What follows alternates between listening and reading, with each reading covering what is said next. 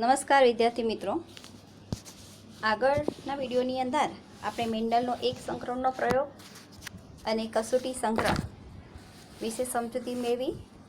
મેન્ડલના એક સંકરણનો પ્રયોગની પ્યુનેટ ચોરસ દ્વારા પણ સમજૂતી પ્રાપ્ત કરી, એની ગાણિતિક રજૂઆત વિશે પણ જોયું. હવે આપણે મેન્ડલના એક સંકરણના પ્રયોગ જે છે એના પરથી એણે જે એનું વિશ્લેષણ કરીને બે નિયમો આપ્યા છે એ બે નિયમો વિશે જોવાના છે, જેને આનુવંશિકતાના સિદ્ધાંતો અથવા તો નિયમો તરીકે ઓળખવામાં આવે છે. મેન્ડલના એક સંકરણના પ્રયોગની સમજૂતીના આધારે, એના વારસાગમનના આધારે એણે બે સામાન્ય નિયમો રજૂ કર્યા છે. એક છે પ્રભુતાનો નિયમ અને બીજો છે વિશ્લેષણનો નિયમ. તો આ બંને નિયમો સમજવાનો આપણે પ્રયત્ન કરીએ. એ માટે તમને દરેકને એક સંકરણના પ્રયોગ જે છે એ ખાસ આવડવો જોઈએ. તો લક્ષણોનું જે નિર્ધારણ છે તે કારકો દ્વારા થાય છે. જો અહીં પહેલાં એક સંકરણનો પ્રયોગ આપ્યો છે તેની વાત કરીએ કે અહીં પિતૃપેઢી તરીકે ઊંચા છોડ અને નીચા છોડ લીધા છે, અને એમાંથી એમને જે F1 સંતતિ પ્રાપ્ત થઈ એ બધા જ, જો અહીંયા capital T small t capital T small t, બધા જ છોડ ઊંચા પ્રાપ્ત થયા. હવે આ જે ઊંચા છોડ છે એમની વચ્ચે સ્વફલન કરાવેલું, પિતૃપેઢીના ઊંચા અને નીચા છોડ વચ્ચે એમણે કૃત્રિમ પરાગનયન કરાવેલું કે પેલા ફૂલની અંદરથી પુકેશર દૂર કરીને, એ વાત મેં ઇમેસ્ક્યુલેશન જે સમજાવ્યું હતું એ રીતે, અને એને F1 પેઢીના બધા છોડ ઊંચા પ્રાપ્ત થયા હતા.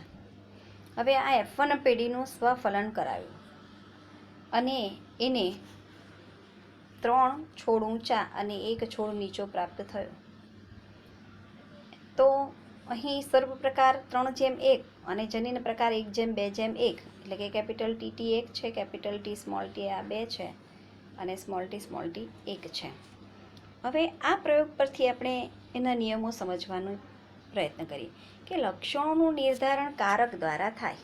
હવે જો અહીંયા ઊંચાઈના કારકો છે અને અહીંયા નીચાઈના કારકો છે. હવે F1 પેઢીમાં જે આપણને છોડ મળ્યા છે એનું જનીન બંધારણ શું છે? Capital T small t. તો એની પાસે ઊંચાઈનું કારક પણ છે અને નીચાઈનું કારક પણ છે, અને કારકો જોડીમાં છે, એટલે કે કેપિટલ T અને સ્મોલ t બંને જોડીમાં છે. અહીંયા બંને શુદ્ધ ઊંચાઈના કારકો કેપિટલ TT અને અહીં નીચાઈના કારક સ્મોલ t. હવે જ્યારે જન્યુનું નિર્માણ થાય ત્યારે બંને કારકો જુદા પડી ગયા, તો એક કેપિટલ T બીજું પણ કેપિટલ T બંને છૂટા પડી ગયા, એટલે અને અહીંયા બંને સ્મોલ t છૂટા પડી ગયા. અને F1 સંતતિમાં એક પિતૃ તરફથી અને એક માતૃ તરફથી, અને પછી બધા જ છોડ ઊંચા મળે છે, એટલે કે કારકો જોડમાં હોય છે. એ પણ સમજ પડી ગઈ તમને. જો કારકોની જોડના બે કારકો અસમાન હોય, એટલે કે જો અસમાન એટલે શું, તો કે અહીંયા એક કેપિટલ T છે અને બીજો સ્મોલ t છે, તો તેમાંથી એક કારક બીજા કારક પર પ્રભાવી હોય છે, એટલે કે એક પ્રભાવી બીજું પ્રચ્છન્ન. જો અહીં છોડ, અહીંયા ઊંચાઈનું કારક પણ છે અને નીચાઈનું કારક પણ છે, પણ F1 પેઢીના બધા છોડ આપણને કેવા મળ્યા? ઊંચા. એનો મતલબ એમ કે અહીંયા કેપિટલ T અને સ્મોલ t બંને કારક ઊંચાઈનું પણ છે અને નીચાઈનું પણ છે, પણ છોડ તો આપણને ઊંચા પ્રાપ્ત થયા છે. એનો મતલબ એમ કે અહીંયા કેપિટલ T જે છે એ વ્યક્ત થયું છે, એટલે એ પ્રભાવી છે, અને સ્મોલ t જે છે એ પ્રચ્છન્ન છે. એટલે કે કેપિટલ T સ્મોલ t ઊંચા છોડ એક જ પિતૃના લક્ષણ ધરાવે છે F1માં, એક જ પિતૃના. બરાબર. F1 પેઢીમાં આ જે F1 પેઢી જે છે એનું જનીન બંધારણ એક કેપિટલ T અને સ્મોલ t, અને અહીંયા આપણે બે પિતૃ લીધેલા હતા ને, ઊંચા પણ અને નીચા પણ. પણ F1 પેઢીમાં આપણને એક જ પિતૃના લક્ષણ જોવા મળે, એટલે કે છોડ આપણને ઊંચા જ જોવા મળ્યા. અને F2 પેઢી જે છે, આ F2 પેઢી, એની અંદર આપણને બંને પિતૃના લક્ષણ જોવા મળે છે. જો કેપિટલ TT આ લીધેલા હતા તે પણ જોવા મળ્યા, સ્મોલ t પહેલાં પિતૃપેઢી તરીકે લીધેલા હતા એ પણ જોવા મળ્યા, અને F1 પેઢીનું કેપિટલ T અને સ્મોલ t પણ લક્ષણ જોવા મળે છે. આના પરથી મેન્ડલે પ્રભુતાનો નિયમ આપ્યો, તે આપણે સમજીએ. જો પ્રભુતાનો નિયમ કે વિષમયુગ્મી સ્થિતિમાં એક જ, કૌંસમાં આપ્યું છે, એક જ સજીવમાં એક જ લક્ષણની બંને ભિન્ન અભિવ્યક્તિના કારકો સાથે આવેલ હોય, એટલે કે વિષમયુગ્મી સ્થિતિમાં, એટલે કે એક કેપિટલ T અને એક સ્મોલ t, એ વિષમયુગ્મી સ્થિતિ કહેવાય. કોઈ એક જ કારક અભિવ્યક્ત થાય છે અને બીજું અવ્યક્ત રહે છે. એટલે કે કેપિટલ ટી પોતાની અભિવ્યક્તિ દર્શાવી એટલે છોડ ઊંચા થયા અને સ્મોલ ટી પોતાની અભિવ્યક્તિ દર્શાવતો નથી. એટલે જે કારક અભિવ્યક્ત થાય તેને પ્રભાવી કારક ડોમિનન્ટ એલીલ અને જે કારક અભિવ્યક્ત ન થાય તેને પ્રચ્છન્ન કારક રિસેસિવ એલીલ તરીકે ઓળખવામાં આવે છે. અહીં મેં ઉદાહરણ પણ આપ્યું છે કે capital T, small T, capital T અને સ્મોલ ટી આ બંનેમાં કેપિટલ ટી એ પ્રભાવી કારક છે અને સ્મોલ ટી એ પ્રચ્છન્ન કારક છે. એટલે પ્રભુતાનો નિયમ ખાસ યાદ રાખવાનો. અમે PDF મોકલાવી છે એમાં ખાસ જોજો. કોઈ એક લક્ષણ પર અસર કરતા બે જનીનોમાંથી એક જનીન બીજા જનીનની અસર વ્યક્ત થવા દેતો નથી. એટલે કે કેપિટલ ટી એ સ્મોલ ટી જનીનની અસરને વ્યક્ત થવા દેતો નથી. એટલે જે જનીન વ્યક્ત થાય તેને પ્રભાવી જનીન અને જે જનીન અવ્યક્ત રહે તેને પ્રચ્છન્ન જનીન તરીકે ઓળખવામાં આવે છે. આ થયો પ્રભુતાનો નિયમ. હવે આપણે એના પરથી વિશ્લેષણનો નિયમ સમજવાનો છે. એ પણ આ ચાર્ટ પરથી સમજીએ વિશ્લેષણનો નિયમ. વિશ્લેષણના નિયમમાં જો જ્યારે સંકરણમાં વિરોધી પ્રકારના લક્ષણોની જોડી એટલે કે કેપિટલ ટી અને સ્મોલ ટી એ વિરોધી પ્રકારના લક્ષણોની જોડીને સામેલ કરવામાં આવે ત્યારે બે એલેલ મિશ્રિત થયા વગર સાથે રહે છે. આ કેપિટલ ટી અને સ્મોલ ટી બરાબર બંને મિશ્રિત થયા વગર સાથે રહે છે. તે પૈકી એક F1 પેઢીમાં અવ્યક્ત થતું ન હોય. ઉદાહરણ તરીકે આ જે છે ને પિતૃ પેઢી અહીંથી સમજીએ. જો આ કેપિટલ ટી ઊંચાઈ છોડ છે. હવે એના બંને જન્યુઓ અહીંયા છૂટા પડી ગયા. કેપિટલ ટી પણ છૂટો પડી ગયો અને સ્મોલ ટી પણ છૂટો પડી ગયો. બરાબર. અને ફરી પાછા અહીં પણ સ્મોલ ટીમાંથી બે જન્યુ સ્મોલ ટી અને સ્મોલ ટી જન્યુઓ છૂટા પડી ગયા. એટલે કે વિશ્લેષણનો નિયમ એટલે પહેલાં ટૂંકમાં સમજી લઈએ. કોઈ એક લક્ષણ પર અસર કરતા જનીનો, અહીંયા ઊંચાઈનું લક્ષણ છે એના પર અસર કરતા જનીનો કેપિટલ ટી જોડીમાં છે. એટલે કે કોઈ એક લક્ષણ પર અસર કરતા જનીનો જોડીમાં હોય છે અને પ્રજનન કોષોના નિર્માણ દરમિયાન બે જન્યુઓ અલગ અલગ અથવા તો બે જનીનો અલગ અલગ પ્રજનન કોષમાં વહેંચાઈ જાય. જો અહીં આ એક સ્મોલ ટી અને આ સ્મોલ ટી અલગ અલગ પ્રજનન કોષમાં વહેંચાઈ ગયા. તે રીતે અહીંયા કેપિટલ ટી અને કેપિટલ ટી અલગ અલગ પ્રજનન કોષમાં વહેંચાઈ ગયા. અને જે તે જન્યુ પોતાના લક્ષણની બાબતમાં તો શુદ્ધ જ હોય. બરાબર. જે તે જન્યુ તેના લક્ષણની બાબતમાં શુદ્ધ હોય. એટલે કે અહીંયા કેપિટલ ટી ઊંચાઈનું જ લક્ષણ દર્શાવે, અહીંયા સ્મોલ ટી નીચાઈનું જ લક્ષણ દર્શાવે છે. F1 પેઢીમાં આપણને જો અહીંયા કેપિટલ ટી અને સ્મોલ ટી છે તો આની પાસે નીચાઈનું જનીન છે અને આ કેપિટલ ટી પાસે ઊંચાઈનું જનીન છે. પણ છતાં પણ F1 પેઢીમાં સ્મોલ ટી નીચાઈનું જનીન વ્યક્ત થતો નથી. ફક્ત કેપિટલ ટી પોતાની અભિવ્યક્તિ દર્શાવે છે. એટલે એની પાસે જનીન તો બંને છે, ઊંચાઈનું પણ જનીન છે અને નીચાઈનું પણ જનીન છે. પણ છતાં પણ એ પૈકી એક જ F1 પેઢીમાં અભિવ્યક્ત થાય છે અને એક અભિવ્યક્ત થતું નથી. F2 પેઢીમાં બંને લક્ષણોની પાછી પુનઃ અભિવ્યક્તિ થાય. જો F1 પેઢીની અંદર બંને સ્મોલ ટી જ્યારે સાથે આવે ને ત્યારે તે અભિવ્યક્ત થાય છે. બરાબર. અને એ બંને કેપિટલ ટી હોય ત્યારે પણ અભિવ્યક્ત થાય અને એ કેપિટલ ટી અને એક સ્મોલ ટી હોય ત્યારે છોડ ઊંચા, બંને સ્મોલ ટી હોય ત્યારે છોડ નીચા. કારણ કે બંને જનીનો પ્રચ્છન્ન હોય ત્યારે તે નીચાઈનું લક્ષણ પ્રદર્શિત કરે છે. એનો મતલબ એવો થયો કે જ્યાં સુધી પ્રભાવી જનીન હાજર હોય ત્યાં સુધી પ્રચ્છન્ન જનીન સ્મોલ ટી એ અભિવ્યક્ત થતું નથી. હવે આપણી બુકની થિયરી તમારી પાસે બુક અથવા પેમ્પલેટ છે સાથે રાખજો કે જ્યારે સંકરણમાં વિરોધી પ્રકારના લક્ષણોની જોડી કેપિટલ ટી અને સ્મોલ ટીને સામેલ કરવામાં આવે ત્યારે અહીંયા કેપિટલ ટી અને સ્મોલ ટીને સામેલ કરવામાં આવે ત્યારે બે કારકો મિશ્રિત થયા વગર રહે છે. કારકો મિશ્રિત થયા વગર રહે છે કારણ કે કારકો અહીંયા આમ છૂટા પડી ગયા ને આ બંને મીનું મિશ્રણ થતું નથી. આમાંથી એક જ એક માતા તરફથી ને એક પિતા તરફથી જન્યુ વારસામાં જાય છે. એટલે આ જે તે જન્યુ જે તે લક્ષણની બાબતમાં શુદ્ધ છે. આ ઊંચાઈનું જ જન્યુન પ્રદર્શિત થાય અને આ નીચાઈનું જ છે. એટલે બંને મિશ્રિત થયા વગર પ્રજનન કોષના નિર્માણ દરમિયાન બંને મિશ્રિત થયા વગર રહે છે. તે પૈકી એક F1 પેઢીમાં અભિવ્યક્ત થતું ન હોય. જો અહીંયા સ્મોલ ટી F1 પેઢીમાં અભિવ્યક્ત થતું નથી, કારણ કે કેપિટલ ટી સ્મોલ ટી વાળા બધા છોડ કેવા છે? F1 પેઢીમાં ઊંચા જ છે, બરાબર. ઊંચા છોડ અને F2 પેઢીમાં બંને લક્ષણોની પુનઃ અભિવ્યક્તિ થાય. એટલે F2 પેઢીમાં જો કેપિટલ ટી ઊંચા છોડ, કેપિટલ ટી સ્મોલ ટી ઊંચા છોડ અને સ્મોલ ટી નીચા છોડ. આગળ જોઈએ. પિતૃમાં બંને વૈકલ્પિક કારકો કેપિટલ ટી અને સ્મોલ ટી આવેલા હોય છે, જે જન્યુઓના નિર્માણ સમયે એકબીજાથી અલગ પડે છે. તે પૈકીનું એક જ જન્યુ જે છે એ એક જ કારક જન્યુકોષમાં દાખલ થાય છે. જો હું તમને તમારી PDF મેં તમને મોકલાવી છે એ ખોલું તો વધારે ક્લિયર થશે.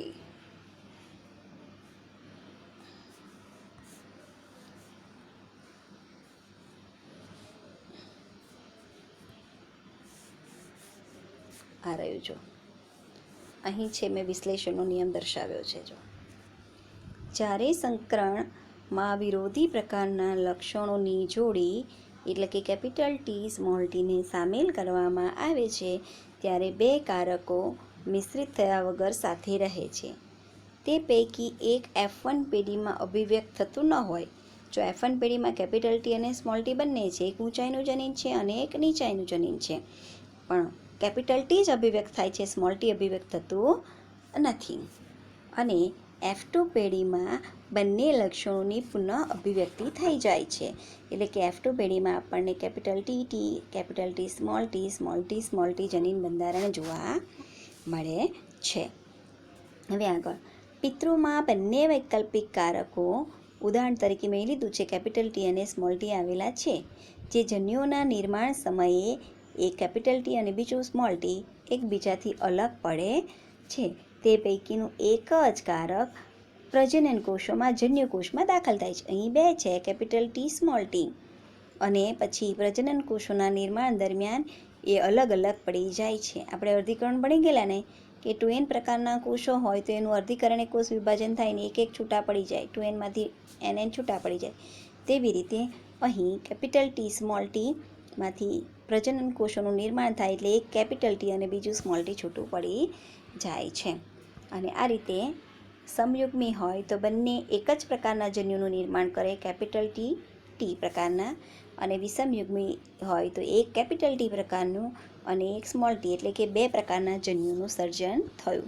એટલે સજી કોઈ લક્ષણ માટે સમયુગ્મી કે વિષમયુગ્મી હોઈ શકે, પરંતુ તેના જન્યુઓ લક્ષણની જે તે અભિવ્યક્તિ માટે શુદ્ધ જ હોય. એટલે જો અહીં સમજો કે સજીવ આ છે ઊંચા સજીવ કેપિટલ ટી સ્મોલ ટી, બરાબર, વિષમયુગ્મી ઊંચા, તો એ પોતે સમયુગ્મી અને આ સમયુગ્મી ઊંચા છે અને આ વિષમયુગ્મી ઊંચા છે. તો સજીવ જે છે એ સમયુગ્મી કે વિષમયુગ્મી હોઈ શકે, પરંતુ એના જન્યુઓ જે તે લક્ષણની બાબતમાં શુદ્ધ જ કહેવાય. જો અહીં કેપિટલ ટી તો ઊંચાઈનું જ જનીન છે એની પાસે, અને સ્મોલ ટી એની પાસે નીચાઈનું જ છે. તેવી રીતે અહીંયા બંને કેપિટલ ટી છે, એની પાસે પણ ઊંચાઈનું જ જનીન છે. તો વિશ્લેષણનો નિયમ આ છે. વિશ્લેષણનો નિયમ મારી પરીક્ષા માટે આ બંને નિયમો આ યાદ રાખવાના છે. કોઈ એક લક્ષણ પર અસર કરતા જનીનો જોડીમાં હોય છે. પ્રજનન કોષોના નિર્માણ સમયે આ બંને જનીનો અલગ અલગ પ્રજનન કોષોમાં વહેંચાઈ જાય છે. તો જો અહીંયા કોઈ એક લક્ષણ માટે અસર કરતા જનીનો, એટલે કે અહીંયા આ ઊંચાઈના લક્ષણ માટે વિષમયુગ્મી જનીનો જવાબદાર છે અને એ જોડીમાં છે. જ્યારે પ્રજનન કોષોનું નિર્માણ થયું ત્યારે એ કેપિટલ ટી અને સ્મોલ ટી છૂટા પડી ગયા. તે જ રીતે અહીં કોઈ એક લક્ષણ ઊંચાઈનું છે, પણ એ સમયુગ્મી ઊંચા છોડ છે. જ્યારે એણે પ્રજનન કોષોનું નિર્માણ કર્યું ત્યારે એ કેપિટલ ટી અને બીજો કેપિટલ ટી એ છૂટા પડી ગયા. તો એ સમજાવવાનો મેં તમને પ્રયત્ન કર્યો છે. મને લાગે છે સમજ પડી ગયો છે તમને. ન સમજ પડે તો આ ચેપ્ટરોની અંદર મને કોલ કરીને પૂછી શકો છો, કારણ કે આ ચેપ્ટરો બહુ અગત્યના છે. હવે અહીં પણ મેં એ જ નિયમ દર્શાવ્યા છે. જો કે વિશ્લેષણનો નિયમ. અહીં વિશ્લેષણનો નિયમની વાત કરીએ કે પ્રજનન કોષના નિર્માણ સમયે કોઈ એક લક્ષણ પર અસર કરતા અને જોડમાં રહેલા કારકો એકબીજાથી છૂટા પડી અલગ અલગ પ્રજનન કોષમાં વહેંચાય જાય છે. મેં સમજાવ્યું કે અહીંયા જો બંને એક કેપિટલ ટી અને સ્મોલ ટી હોય, પ્રજનન કોષોના નિર્માણ દરમિયાન અર્ધીકરણ થાય અને એક કેપિટલ ટી જન્યુ છૂટું પડે અને બીજું સ્મોલ ટી જન્યુ છૂટું પડી જાય છે. એટલે કે એક પ્રજનન કોષમાં અથવા જન્યુમાં કોઈ એક જ લક્ષણની એક જ અભિવ્યક્તિ માટેનું કારક હોય, એટલે એક જ કારક કેપિટલ ટી સ્મોલ ટી, આ એમાંથી બે જન્યુઓ, એક કેપિટલ ટી વાળું જન્યુ અને બીજું સ્મોલ ટી વાળું. તો આ જે છે એ જન્યુ જે છે એ પ્રજનન કોષમાં કોઈ એક જ લક્ષણની અભિવ્યક્તિ માટેનું એક જ કારક હોય. કારક એટલે કે જનીન, કેપિટલ ટી જનીન છે, અહીંયા સ્મોલ ટી કારક છે. સ્મોલ ટી કારક અથવા જનીન બંને એક જ કહેવાય અને જેને જન્યુઓની શુદ્ધતાનો નિયમ કહેવાય, જે વિશ્લેષણના નિયમની અલગ સમજૂતી છે. અને નીચે પ્રભુતાનો નિયમ. વિષમયુગ્મની સ્થિતિમાં કોઈ એક જ કારક અભિવ્યક્ત થાય છે અને બીજું અવ્યક્ત રહે છે, એટલે કે કેપિટલ ટી અને સ્મોલ ટી વિષમયુગ્મની સ્થિતિ કહેવાય. ત્યારે બધા છોડ ઊંચા જ થયા, પણ એની પાસે તો બંને જનીન છે. સ્મોલ ટી ઊંચાઈનું અને નીચાઈનું, કેપિટલ ટી ઊંચાઈનું જનીન અને સ્મોલ ટી નીચાઈનું જનીન. એટલે જે કારક અભિવ્યક્ત થાય, કેપિટલ ટી અભિવ્યક્ત થવું, તો તેને પ્રભાવી કારક, અને જે કારક અભિવ્યક્ત ન થાય તેને પ્રચ્છન્નકારક કહે છે, જેને મેન્ડલનો પ્રભુતાનો નિયમ કહે છે. હવે મેન્ડલે જે આ બે નિયમો આપ્યા છે ને, એમાં એના સર્વસ્વીકૃત જે નિયમ જે છે ને એ વિશ્લેષણનો નિયમ છે. તો વિશ્લેષણનો મેન્ડલે જ્યારે આ પ્રયોગો શોધ્યા ને ત્યારે એણે કોષ જ નહોતો, કોષની શોધ નહોતી થઈ. કોષની અંદર, કોષ કેન્દ્ર, એની અંદર સંભાજન, અર્ધીકરણ આવી કોઈ પણ પ્રકારની શોધ નથી થઈ. એ પહેલાં એણે આ નિયમો શોધેલા છે. એટલે વિશ્લેષણનો નિયમ જે છે એ આજે પણ એટલો જ સાચો છે કે જ્યારે પણ પ્રજનન કોષોનું નિર્માણ થાય ત્યારે અર્ધીકરણ થાય. માનવ પ્રજનનમાં જોયું ને કે અંડપિંડમાંથી અંડકોષનું નિર્માણ થાય ત્યારે પણ અર્ધીકરણ થાય છે. શુક્રપિંડમાંથી શુક્રકોષનું નિર્માણ થાય ત્યારે પણ અર્ધીકરણ થાય છે. એટલે વિશ્લેષણનો નિયમ જે છે એ વિશ્લેષણનો નિયમ સર્વસ્વીકૃત નિયમ છે મેન્ડલનો. મેન્ડલે વિશ્લેષણનો નિયમ આપ્યો છે, પ્રભુતાનો નિયમ આપેલો છે, પછી દ્વિસંકરણ બીજો પ્રયોગ છે ને દ્વિસંકરણનો, એની અંદર એને મુક્ત વિશ્લેષણનો નિયમ આપેલો છે. તો આ ત્રણ નિયમોમાંથી વિશ્લેષણનો નિયમ સ્વીકૃત આજે પણ છે, પણ પ્રભુતાનો નિયમ અને મુક્ત વિશ્લેષણનો નિયમ જે છે એની અંદર કેટલીક ત્રુટીઓ છે કે જે અમુક બાબતોમાં સાચો નથી ઠરતો. તો એ માટે હવે આપણે એક અલગ પ્રયોગ જોવાના છે, અપૂર્ણ પ્રભુતા. અપૂર્ણ પ્રભુતા એટલે એની વાત કરીએ તો મેન્ડલે એવું કીધું ને કે એક જનીન પ્રભાવી અને એક જનીન પ્રચ્છન્ન હોય છે, અને જે પ્રભાવી જનીન હોય છે તેની હાજરીમાં પ્રચ્છન્ન જનીન અવ્યક્ત રહે છે. તો એવા પણ ઉદાહરણો છે કે બે જનીનો જોડીમાં હોય, એમાંનું એકેય જનીન પ્રભાવી પણ નહીં અને એકેય પ્રચ્છન્ન પણ નહીં. બંનેની વચ્ચેનો વચગાળાની સ્થિતિ જોવા મળે છે. પ્રભાવીની પણ અસર જોવા મળતી નથી અને પ્રચ્છન્નની પણ અસર જોવા મળતી નથી. જો મેન્ડલના એક સંકરણની અંદર સમજ પડી ગઈ હોય તો અપૂર્ણ પ્રભુતામાં સમજ પડશે. એટલે હવે આપણે જે ભણવાનું છે તે અપૂર્ણ પ્રભુતા. હવે જો અહીં અપૂર્ણ પ્રભુતા એટલે શું, તો મેન્ડલે એવું વાત કરેલી હતી કે ભાઈ જ્યારે કેપિટલ ટી હોય ત્યારે તો બધા છોડ ઊંચા જ થાય, બરાબર. પણ જો આવું જનીન બંધારણ હોય, એક કેપિટલ ટી અને બીજું સ્મોલ ટી હોય, અને એક આવું જોયું આપણે, સ્મોલ ટી હોય તો છોડ ઊંચા, કેપિટલ ટી હોય તો છોડ ઊંચા, સ્મોલ ટી હોય ત્યારે નીચા, અને આવું જનીન બંધારણ કેપિટલ ટી અને સ્મોલ ટી હોય ત્યારે છોડ ઊંચા જોવા મળે છે. એટલે એમ થયું ને કે આ કેપિટલ ટી અહીંયા પ્રભાવી છે અને સ્મોલ ટી અહીંયા પ્રચ્છન્ન છે. હવે આનાથી વિપરીત ઉદાહરણ જોવા મળ્યું છે. જોઈએ, સ્નેપડ્રેગન. પરીક્ષામાં નીટમાં પૂછાય, સ્નેપડ્રેગન અથવા તો એન્ટીરિનમ પણ કહેવામાં આવે છે ને. એન્ટીરિનમ આ ફૂલ છે, ફૂલ.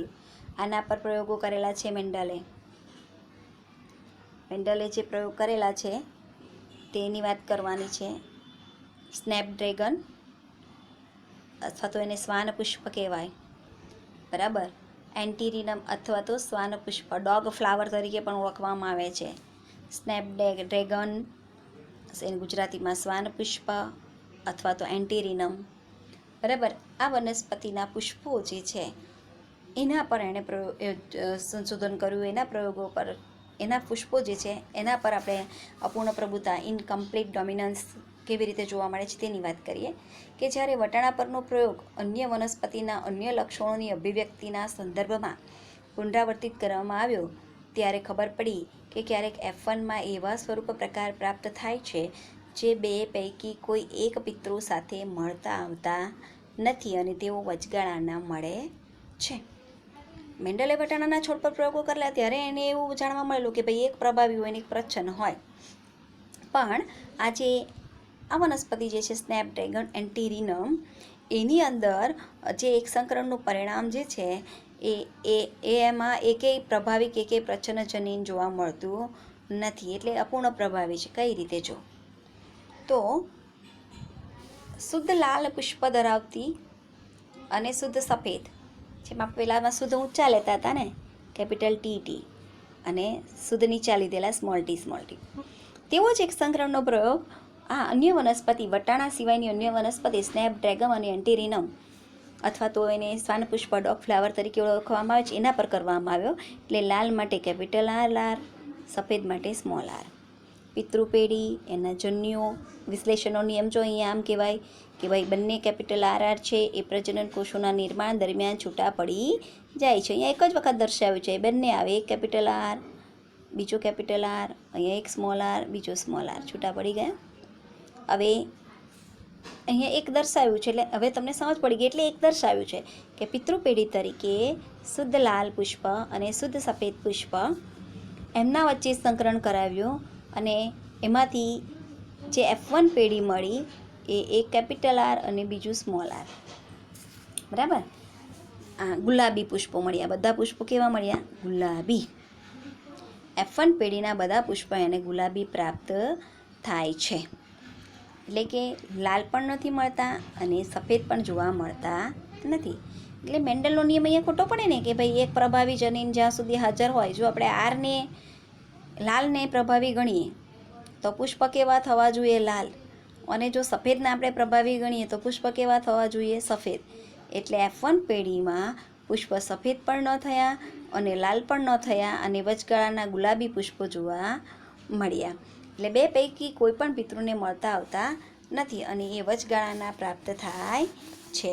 એટલે જનીન પ્રકાર મેન્ડલના એક સંકરણના પ્રયોગ મુજબ, પરંતુ અહીં સ્વરૂપ પ્રકાર બદલાઈ ગયું. જો જનીન પ્રકાર તો એવું જ થયું ને, મેન્ડલના એક સંકરણના પ્રયોગ મુજબ જ થયું ને, કે મેન્ડલના એક સંકરણના પ્રયોગમાં જ્યાં અહીંયા આપણે કેપિટલ ટી લીધા છે, અહીંયા કેપિટલ આર લીધેલા છે, આપણે સ્મોલ ટી લીધેલા, ત્યાં અહીંયા સ્મોલ આર લીધું છે.